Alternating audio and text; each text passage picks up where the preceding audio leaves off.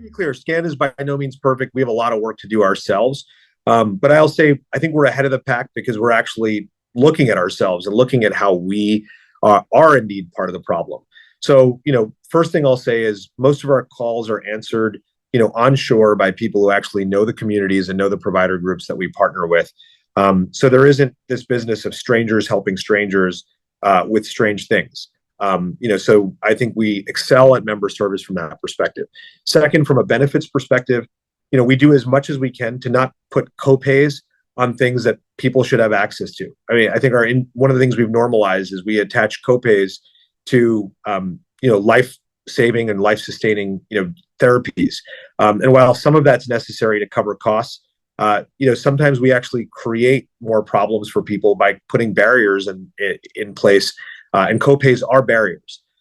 Number three, we really do as much as we can to give as much as we can to our members as possible.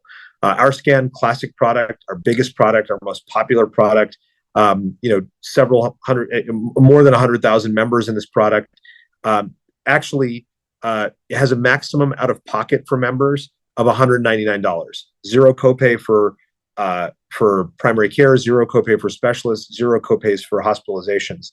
Those are the kinds of things that I think older adults want from their health plans when it comes to benefits. Of course, that requires that we are high performing and we achieve bonuses and we have good rates for Medicare.